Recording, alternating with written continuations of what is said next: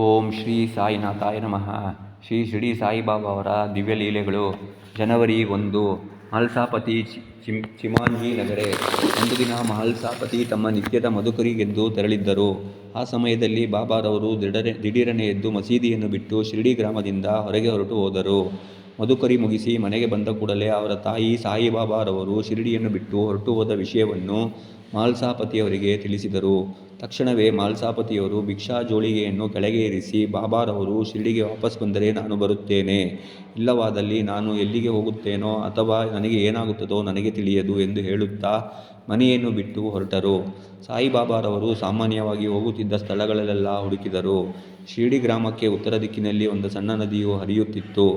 ಬಾಬಾರವರು ಆಗಾಗ್ಗೆ ಅಲ್ಲಿಗೆ ಹೋಗುವ ಪರಿಪಾಠ ಇಟ್ಟುಕೊಂಡಿದ್ದರು. ಆ ನದಿಯ ದಂಡೆಯ ಮರಳಿನಲ್ಲಿ ಒಂದು ದೊಡ್ಡ ಹೊಂಡವನ್ನು ತೋಡಿದ್ದರು. ಒಂದೊಂದು ಸಲ ಸಾಯಿಬಾಬಾರವರು ಆ ಹೊಂಡದಲ್ಲಿ ನಿಂತುಕೊಂಡು ತಮ್ಮ ಸಂಪೂರ್ಣ ದೇಹವನ್ನು ಮರಳಿನಿಂದ ಮುಚ್ಚಿಕೊಳ್ಳುತ್ತಿದ್ದರು. ಆ ದಿನ ಬಾಬಾ ಅಲ್ಲಿ ಇರಲಿಲ್ಲ. ಮಹಲ್ಸಾಪತಿ ಆ ಸ್ಥಳದಿಂದ ಸ್ವಲ್ಪ ಮುಂದೆ ಇರುವ ರೂಯಿ ಎಂಬಲ್ಲಿಗೆ ಹುಡುಕಿಕೊಂಡು ಬಂದರು. ಕೊನೆಗೆ ಸಾಯಿಬಾಬಾರವರನ್ನು ರೂಯಿ ಗ್ರಾಮದ ಮಾರುತಿ ಮಂದಿರದಲ್ಲಿ ಕಂಡರು. ಬಾಬಾರವರು ಅಲ್ಲಿ ನೆಲದ ಮೇಲೆ ಕುಳಿತು ತಮ್ಮ ಕಾಲಿಗೆ ಚುಚ್ಚಿಕೊಂಡಿದ್ದ ಮುಳ್ಳನ್ನು ಹೊರತೆಗೆಯುತ್ತಿದ್ದರು. ಮಹಲ್ಸಾಪತಿಯವರು ಸಾಯಿಬಾಬಾರವರನ್ನು ಶಿರಡಿಗೆ ವಾಪಸ್ ಬರುವಂತೆ ಒತ್ತಾಯ ಮಾಡಿದರು. ಅದಕ್ಕೆ ಬಾಬಾರವರು, ಎಲೈ ಭಗತ್, ನೀನು ನನ್ನನ್ನು ಕರೆದುಕೊಂಡು ಹೋಗಲು ಬಂದಿದ್ದೀಯಾ?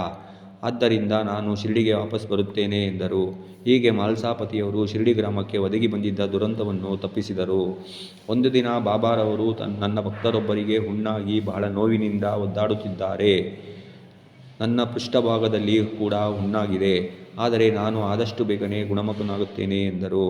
ಮಹಲ್ಸಾಪತಿಯವರು ಸಾಯಿಬಾಬಾರವರ ಪೃಷ್ಠಭಾಗದಲ್ಲಿ ಹುಣ್ಣಾಗಿದ್ದನ್ನು ನೋಡಿ ತಮ್ಮ ಆತಂಕವನ್ನು ವ್ಯಕ್ತಪಡಿಸಿದರು. ಅದಕ್ಕೆ ಬಾಬಾರವರು, ಭಗತ್, ಚಿಂತೆ ಮಾಡಬೇಡ, ಕೇವಲ ಇನ್ನು 2-3 ದಿನಗಳಲ್ಲಿ ಈ ಹುಣ್ಣು ಮಾಯವಾಗಿ ನಾನು ಗುಣಮುಖನಾಗುತ್ತೇನೆ ಎಂದರು. ಆಗ ಮಹಲ್ಸಾಪತಿಯವರಿಗೆ ಬಾಬಾರವರು ಯಾವ ಭಕ್ತರ ಕಾಯಿಲೆಯನ್ನು ತಾವು ಅನುಭವಿಸುತ್ತಾರೆ ಎಂಬುದರ ಪರಿವೇ ಇರಲಿಲ್ಲ. 2 ದಿನಗಳ ನಂತರ ಆ ಹುಣ್ಣು ಒಡೆದು ಹೋಗಿ ಬಾಬಾರವರು ಸಂಪೂರ್ಣ ಗುಣಮುಖರಾದರು. ಈ ಘಟನೆಯಾದ 3 ದಿನಗಳ ತರುವಾಯ ನಂದೂರು ಸಿಂಗೋಟದಲ್ಲಿದ್ದ ಮಹಲ್ಸಾಪತಿಯವರ ಧರ್ಮಪತ್ನಿಯಿಂದ ಒಂದು ಪತ್ರ ಬಂತು. ಅದರಲ್ಲಿ ಅವರು ತಮ್ಮ ಪೃಷ್ಠಭಾಗದಲ್ಲಿ ಹುಣ್ಣಾಗಿ ತಡೆಯಲಾರದ ನೋವಾಗಿ ತಾವು ಸಾಯಿಬಾಬಾರವರನ್ನು ಪ್ರಾರ್ಥನೆ ಮಾಡಿಕೊಂಡು 2 ದಿನಗಳ ತರುವಾಯ ಆ ಹುಣ್ಣು ಒಡೆದು ಹೋಗಿ ತಾವು ಹೇಗೆ ಸಂಪೂರ್ಣ ಗುಣಮುಖರಾದರೆಂದು ಬರೆದಿದ್ದರು. ಆಗಲೇ ಮಹಲ್ಸಾಪತಿಯವರಿಗೆ ತಮ್ಮ ಧರ್ಮಪತ್ನಿಯ ಹುಣ್ಣಿನ ತೊಂದರೆಯನ್ನು ತಮ್ಮ ಮೇಲೆ ಸಾಯಿಬಾಬಾರವರು ಎಳೆದುಕೊಂಡಿರುವುದು ಮನವರಿಕೆ ಆಯಿತು. ತಮ್ಮ ಮೇಲೆ ಸಾಯಿಬಾಬಾರವರಿಗೆ ಇರುವ ಪ್ರೀತಿ ಹಾಗೂ ಕನಿಕರವನ್ನು ಕಂಡು ಅತ್ಯಂತ ಸಂತೋಷಭರಿತರಾದ ಮಹಲ್ಸಾಪತಿಯವರು ತಮ್ಮ ಪುತ್ರನಿಗೆ, ನೋಡು ಮಾರ್ತಾಂಡ, ನಿನ್ನ ತಾಯಿಯವರ ಕಾಯಿಲೆಗೆ ಪರಿಹಾರ ನೀಡಲು ಸಾಯಿಬಾಬಾರವರು ಆ ಹುಣ್ಣನ್ನು ತಮ್ಮ ಮೇಲೆ ಎಳೆದುಕೊಂಡಿದ್ದಾರೆ. ಇದರಿಂದ ನಿನ್ನ ತಾಯಿ ಗುಣಮುಖರಾದರು ಹಾಗೂ ನನ್ನ ದೇವರು ಕಷ್ಟವನ್ನು ಅನುಭವಿಸಿದರು ಎಂದು ತಿಳಿಸಿದರು. ಕೇವಲ ಗುರುವು ಮಾತ್ರ ನಮ್ಮ ಕರ್ಮವನ್ನು ಅವರ ಮೇಲೆ ಎಳೆದುಕೊಳ್ಳಬಲ್ಲರು. ಬಾಬಾರವರು ಮಹಲ್ಸಾಪತಿಯವರನ್ನು ಭಗತ್ ಎಂದರೆ ಭಕ್ತ ಎಂದು ಸಂಬೋಧಿಸುತ್ತಿದ್ದರು. ಸಂಬೋಧಿಸುತ್ತಿದ್ದುದು ಸೂಕ್ತ ಎಂದು ಅನಿಸುತ್ತದೆ.